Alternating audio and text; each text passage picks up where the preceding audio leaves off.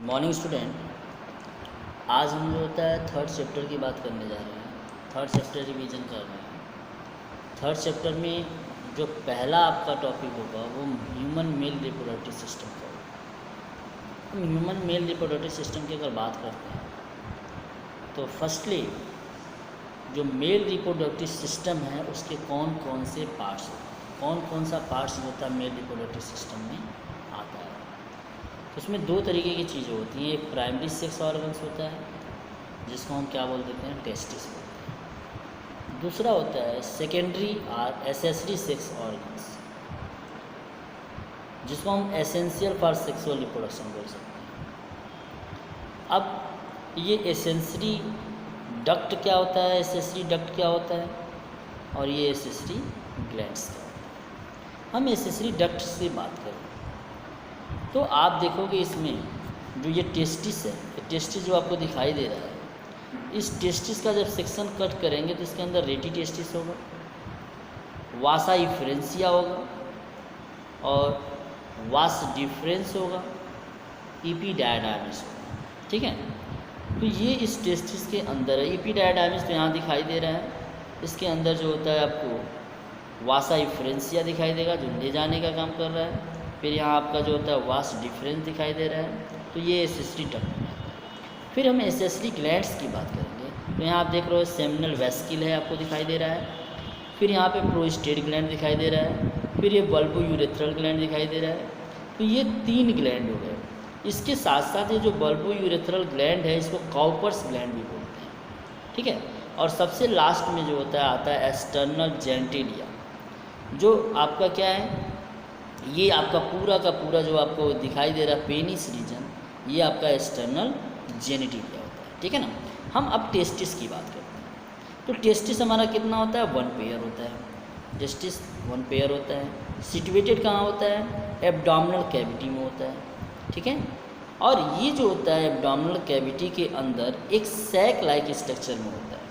अब ये जो सैक लाइक स्ट्रक्चर है, इस सैक लाइक स्ट्रक्चर को हम बोल देते हैं स्क्रोटम। ओके, अब स्क्रोटम का काम क्या होता है, ये स्क्रोटम टेस्टिस के टेम्परेचर को बॉडी के टेम्परेचर से 2 to 2.5 डिग्री सेंटीग्रेड लोअर रखता है, जो कि रिस्पॉन्सिबल होता है स्पर्म के सिंथेसिस के लिए। ओके, अब हम बात करते हैं कि जो ये टेस्टिस है वो आपका कैसा है, ओवल इन शेप है। अगर इसके मेजरमेंट की बात करें तो 4 से 5 सेंटीमीटर इसका लेंथ है और 2 से 3 सेंटीमीटर इसकी विड्थ होती है। ठीक है, और अब हम टेस्टिस के आउटर, ठीक है ना, लेयर की अगर बात करें तो जो ये आउटर मोस्ट कवरिंग है टेस्टिस की, ये बना होता है एक डेंस फाइब्रस, ठीक है, मेम्ब्रेन के थ्रू, जिसको हम बोलते हैं ट्यूनिका एल्बुजिनिया। क्या बोलते हैं, ट्यूनिका एल्बुजिनिया। अब हर टेस्टिस के अंदर जब इसको हम सेक्शन कट करेंगे तो इस टेस्टिस के अंदर 250 कंपार्टमेंट्स होते हैं। ठीक है, जिसको हम क्या बोल देते हैं, टेस्टिकुलर लोब्यूल्स बोलते हैं। जिसको क्या बोल देते हैं, टेस्टिकुलर लोब्यूल्स बोलते हैं। ठीक है, हम इसको देखते हैं, यहाँ पे क्लियर करते हैं।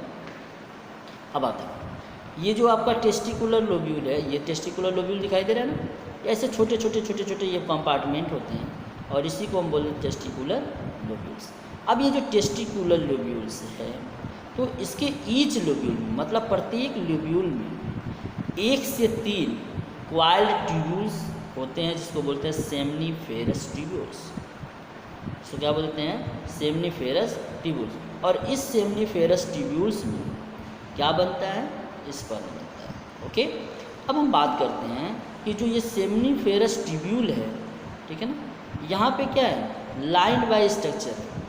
तो ये जो स्पेशलाइज्ड सेल है, इस स्पेशलाइज्ड सेल में मेल जर्म कोर्स होते हैं जिसको स्पर्मेटोगोनिया बोलते हैं और सर्टोली सेल्स होते हैं। ठीक है, अब यहाँ पे स्पर्मेटोगोनिया जो होता है वो मियोटिक डिवीजन करेगा। कौन सा डिवीजन करेगा, meiotic, not mitotic, meiotic division करके स्पर्म को प्रोड्यूस करेगा। ठीक, अब जो सर्टोली सेल्स है, इस सर्टोली सेल का काम क्या होता है, इस, ठीक है ना, जर्म सेल को न्यूट्रिशन प्रोवाइड करना। बात समझ में आ रही है। अब हम बात करते हैं जो सेमनीफेरस ट्यूब्यूल के आउटसाइड का रीजन है, उसके बाहर की तरफ मास ऑफ सेल्स दिखाई देगा। अब उस मास ऑफ सेल्स को हम बोल देते हैं इंटरस्टिशियल सेल्स और लीडिंग सेल्स। ठीक है, ये मास ऑफ सेल्स होगा, इसके बाहर की तरफ होगा, इसको बोलते हैं लीडिंग सेल्स। अब ये लीडिंग सेल करता क्या है?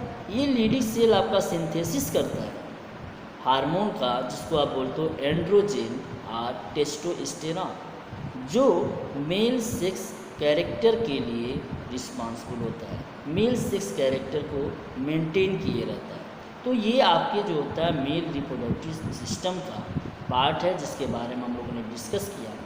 अब हम जो होता है इसके एसेसरी डक्ट के बारे में डिस्कस करते हैं कि जो एसेसरी डक्ट हैं इसकी वो क्या है।